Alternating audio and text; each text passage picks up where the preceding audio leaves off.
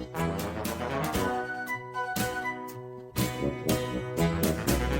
zoom, zoom, zoom, zoom, zoom, zoom, zoom. C'est à l'école de Tagadagada qu'on apprend des bêtises. C'est à l'école de Tagadagada qu'on apprend des bêtises. Le grand Dédé, poil au nez, devant toute la classe, monte au tableau. Alors, bonjour et bienvenue à toutes et à tous. Ça pourrait être une excellente question par laquelle commencer. Est-ce que c'est à l'école l'endroit où l'on apprend à faire les bêtises ? Mais avant d'y répondre, je laisse cette question en suspense pour que vous y pensiez. J'aimerais bien donner la bienvenue à ceux qui m'accompagnent aujourd'hui. Donc, d'un côté, à ma droite, j'ai Elisa Luba de CM1, CM2. Bonjour Elisa. Bonjour. À son côté, il y a Mathias Luba de 6e B. Bonjour Mathias. Bonjour.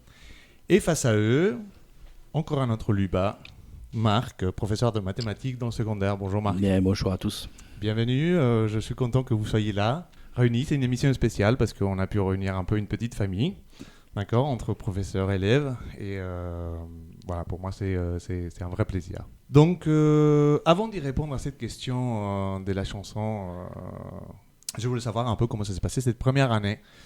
Comment vous avez trouvé le bâtiment, comment vous vous sentez au lycée, comment ça s'est passé le deuxième trimestre, comment ça se prépare la dernière ligne droite de l'année. Est-ce que vous voulez, qui veut commencer, Elisa ? Le premier trimestre, c'est vrai que c'était très bien, on était très contents avec l'école. Et c'est vrai que la cantine, il y avait tout le monde qui disait que c'était mal fait, tout ça. Mais alors, je crois que le deuxième trimestre, c'est beaucoup mieux. Ils ont beaucoup amélioré. Et maintenant, je crois qu'il y a presque tout le monde qui apprécie cette école. Oh bah c'est déjà bien, c'est déjà génial ça. C'est une bonne chose de dite. Et toi, Mathias, qu'est-ce que tu en penses la première année ? Comment ça se passe ? Le premier trimestre s'est bien passé. Le deuxième trimestre s'est mieux passé que le premier parce que le premier, comme il y avait beaucoup de soleil en haut, quand la cour des grands de secondaire, comme il n'y a presque pas d'ombre, c'est trop stressant. Mais comme là, on est en hiver, c'est beaucoup mieux. Bon, et au niveau des résultats, est-ce qu'il faut que je vous pose la question à vous ou je pose la question à Marc qui me dit non directement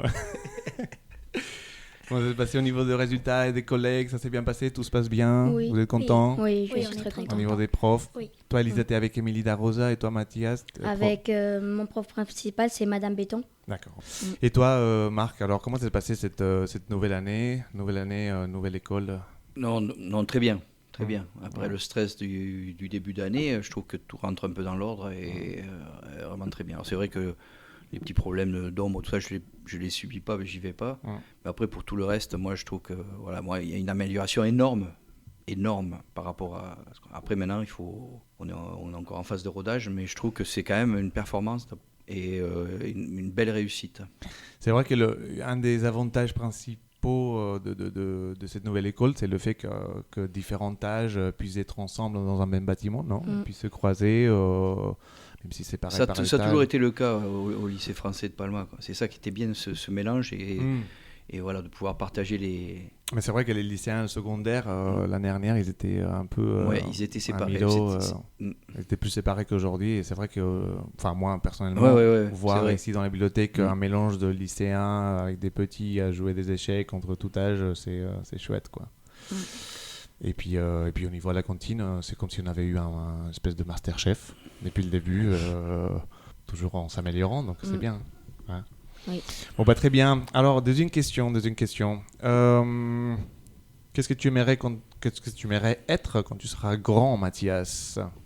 Quand je serai grand, j'ai envie d'être architecte parce que j'ai toujours bien aimé faire des maths et j'aime bien aussi dessiner. Donc, je crois que c'est pas mal comme... D'accord, ok.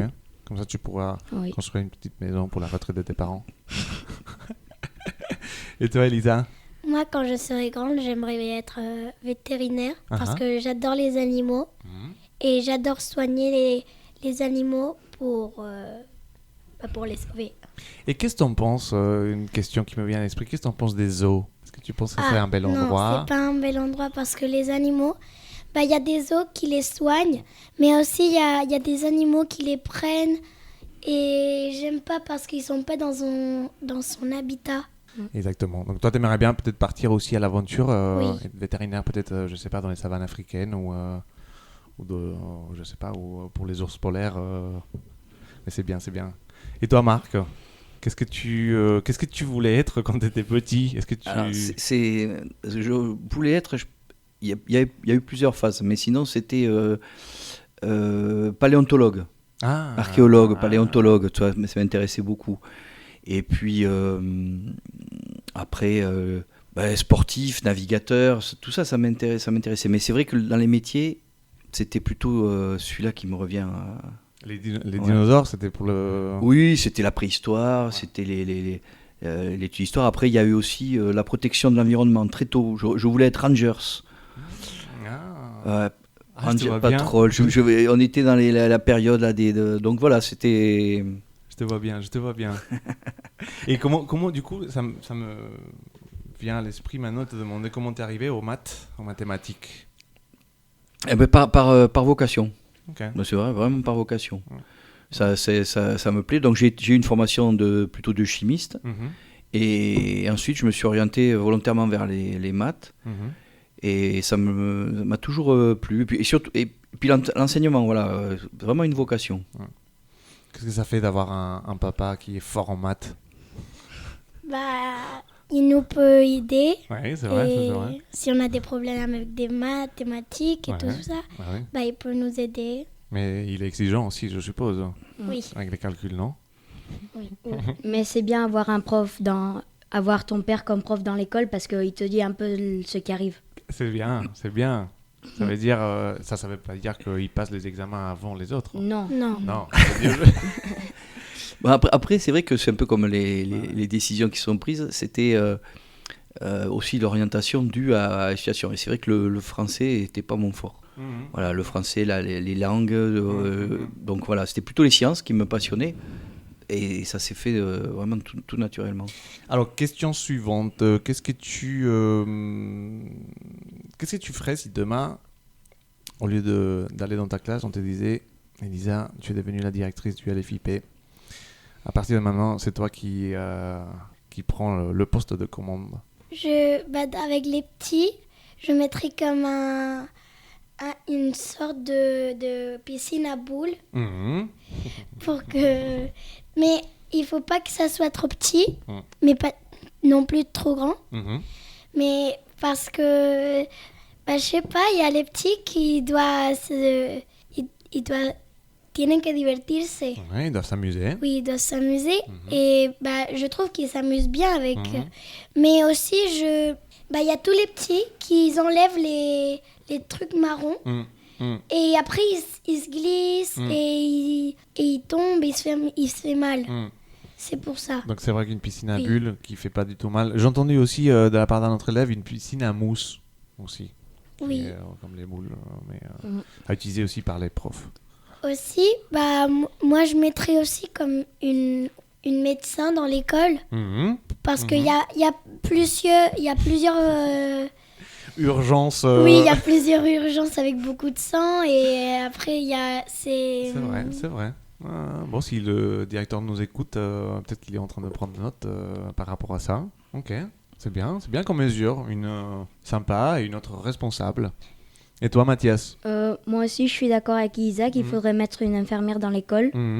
Et aussi, il faudrait faire quelque chose dans la cour de secondaire parce que là, on approche à l'été et il fera trop de soleil, alors on va trop avoir de chaleur. Mettre une autre pergola ou une autre quelque chose de... parce qu'il n'y a pas beaucoup d'ombre pour tous les élèves de la cour. C'est vrai que l'espace d'ombre, peut-être, il est trop petit pour le nombre que vous êtes. C'est déjà bien d'avoir une cour comme ça. Oui. Mais peut-être qu'il faut mettre des parasols. Et toi, Marc, quelle serait ta matière préférée si tu étais petit aujourd'hui au LFIP? Je suis content que tu m'aies pas posé la question si j'étais directeur, parce que vraiment, j'espère que ça ne m'arrivera jamais. C'est une responsabilité tellement grande que je suis vraiment content. Je me pose pas la question. J'évite la question pour les adultes. C'est vrai que j'évite la question pour les adultes parce que. Mais si t'as Non. une quelconque. Oh non, pas, non, c'est une grosse responsabilité matérielle, c'est aussi humain, c'est très très lourd. Tu me disais. Ta matière préférée, si tu revenais petit, au LFIP, hein, mais au LFIP. Si tu entrais demain ce lycée, d'un côté, le premier, à quelle classe, dans quel niveau tu voudrais rentrer, quel niveau aimerais-tu revivre, et des deux, quelle matière tu aimerais... Alors si je pouvais revivre un niveau, ça serait 6e, ou avant même, l'école primaire, mais j'avoue 6e, et voilà, l'histoire, la géographie et la biologie aussi. Moi, la biologie, c'est quand même des matières qui m'ont toujours passionné. Bien sûr, le sport, la gym, le PS, quoi. C'est vrai, c'est marrant parce qu'il y a beaucoup de profs qui sont passés par là, à la place où il y a Marc, et ils disent pareil, CM2, 6e. Ben oui, les années, c'est... Parce qu'après, qu'est-ce qui se passe après Après, on commence à avoir des responsabilités. Après, on commence à avoir des impératifs, des examens, des notes. Et tout ça se complique, puis on grandit. C'était à la fois pas des années d'insouciance, mais bon, c'est quand même une bonne. Pour moi, c'est la meilleure. Retenez bien, les enfants. Toi, Mathias, il te reste très peu de temps en 6e. Et toi, tu vas bientôt arriver, non, l'année prochaine, Elisa? Puis non, dans 2 ans. Oui, en 2 ans. En 2 ans, 6e. Le rapport avec les autres aussi. Le rapport aux autres, c'est vraiment agréable. Voilà, à l'école primaire, 6e, on va dire même 5e. Après, ça se complique. Après, ça se complique. C'est déjà plus difficile. Les hormones rentrent en jeu. Peut-être, mais aussi les mauvaises... c'est beaucoup plus agressif, cruel. C'est vrai que jusqu'à la 6e, c'est vraiment chouette, non? Oui, c'est très amusant. Super. Alors... Dernière question avant de finir ici aujourd'hui. Mathias, comment tu imagines la personne que tu as en face de toi, c'est-à-dire le professeur de mathématiques de secondaire et ton père aussi, s'il était petit aujourd'hui ou s'il était ton camarade de classe? Je le trouverais sympa, mais aussi je le trouverais très compétitive, comme qui voudrait gagner tout ça et qui... Marc dit oui avec la tête. Et qu'il serait pas un très très bon perdeur. C'était un règlement de compte en direct. Et toi, Elisa? Je l'imaginais très, très intelligent et surtout qu'il aimerait beaucoup être dans les trucs de sport. Quand la professeure il dirait bon, aujourd'hui on va faire du sport parce qu'on doit comme ça, lui il serait en train de crier ouais, on fait du sport, des trucs tout content. Est-ce que vous l'imaginez avec les cheveux longs un peu ou au court, moins blanc peut-être? Un peu long, je le verrais. Qui arrive à le dos, oui. À l'épaule. Moi, les épaules et après... Et dans sa jeunesse, des boucles d'oreilles, des pattes... Non, avec une moustache. Avec une moustache. Avec une bonne moustache dans les années 70. Moi, je ne le verrais pas avec des piercings, ni non plus avec des tatouages. Mais je le verrais avec des colliers, des bracelets. Ouais. C'est vrai, Marc? Plus ou moins. Non. Il était sage. Il était plus... Non, j'ai eu des pendentifs, mais c'était comme avec des griffes ou avec des bouts d'os ou des trucs comme ça, mais c'était plus au niveau archéologique, type mais non, j'ai jamais eu de bijoux. Pas pratique pour le sport ou pour n'importe quelle activité externe, difficile. Tu portes aucun bijou? Aucun bijou. Et une montre par obligation depuis que je suis devenu navigateur et prof. C'est la montre, c'est un outil. Et pendant très longtemps, je n'en avais même pas. J'avais une montre de gousset parce que dans les activités, c'était gênant. ou le bricolage ou quoi que ce soit. Quand même, Ouais. Après, non, jamais eu de bijoux, ni de piercing, ni de... C'est bizarre, je te vois moi avec un Superman dans le bras comme ça. Un super. Un Superman dans le bras comme Ah bon, ça. comme oui. ça. Oui, C'est quoi un Superman dans le bras? Tatouage. avoir le signe de Superman comme ça dans le le bras. signe de oui, Superman. le S. Ouais. Tu le vois bien avec Oui. aussi en grand. Oui, en grand aussi. Un peu de- Déguisé. Bon bah c'est bien, c'est bien. Bon bah et toi alors comment tu imagines si tu étais petit, Marc, et t'étais le camarade de classe de Mathias et d'Elisa? Est-ce qu'avec Mathias tu ferais des bêtises? Alors, et avec- je vais te donner 2 réponses. Vas-y. La première réponse, que j'ai la chance d'être mieux qu'un camarade de classe. Donc, tu vois, être un papa, c'est une chance énorme. Mhm. Donc ça, c'est déjà... Maintenant, je vais parler de tous les élèves en général dans cet établissement, et depuis que j'y suis, donc ça fait longtemps. Et je trouve que ouais, j'aurais bien aimé être ici, être copain de plein... parce que je trouve que dans chaque classe, il y a une belle ambiance, une belle solidarité. Et je trouve que les élèves s'entendent bien entre eux. La plupart, hein, on va pas gêner, vraiment, mais la plupart, et je trouve que les ambiances dans les classes, j'aurais bien aimé être dans ces classes-là. J'ai eu des classes plus difficiles que ça. Par exemple, au lycée, ou voilà, comme on disait, en fin de collège, où les classes étaient beaucoup plus difficiles, les élèves beaucoup plus durs. Alors qu'ici, je trouve que c'est... vraiment, il y a une éducation, les élèves, la plupart des élèves ont une culture générale très intéressante. Non, moi j'aurais adoré être dans une des classes du... C'est vrai qu'il y a une certaine joie, non? Une certaine... En plus... un certain esprit de groupe. Ouais, il y a une joie, puis aussi... on est dans le même établissement, et les élèves aussi. C'est ce qui est assez rare, c'est que en fin de compte, on s'oppose pas, ils sont pas opposés au personnel enseignant, on travaille un peu ensemble. Et moi, ce qui j'apprécie énormément, pour avoir été ailleurs, je peux vous dire, c'est quand même assez rare. Et ça vient d'un niveau de culture générale, d'un partage. Ouais, moi Donc, je suis tout à fait d'accord. Ouais, Tout à fait j'aurais d'accord. bien aimé revenir. Si je pouvais revenir faire certaines années ici, vraiment, ouais. Et ouais, ils sont pas opposés. Et je dirais même, ça m'arrive souvent, même les élèves difficiles, je leur ai souvent dit, je préférais aller à la plage avec eux, bien sûr, qu'à leur enseigner les maths. Parce que je sais que c'est des bonnes personnes. Oui, complètement. C'est des bonnes personnes, et que je me serais marré de leur faire ces bêtises. Sauf que nous, on peut pas accepter toujours les bêtises, quoi. Alors justement, tu me donnes pied... Mais comme élève, j'aurais adoré ça, hein. J'aurais été le premier à rigoler. Bah, Marc me donne pied pour répondre à la dernière question, celle qui était un peu la question bonus par laquelle on a commencé cette interview, et dont parlait la chanson qu'on écoutait au début. Est-ce que c'est à l'école l'endroit où l'on apprend à faire les bêtises? Bah, moi, on peut faire des bêtises, mais on peut apprendre à faire des bêtises. Mais c'est comme les dit les profs, on apprend des bêtises.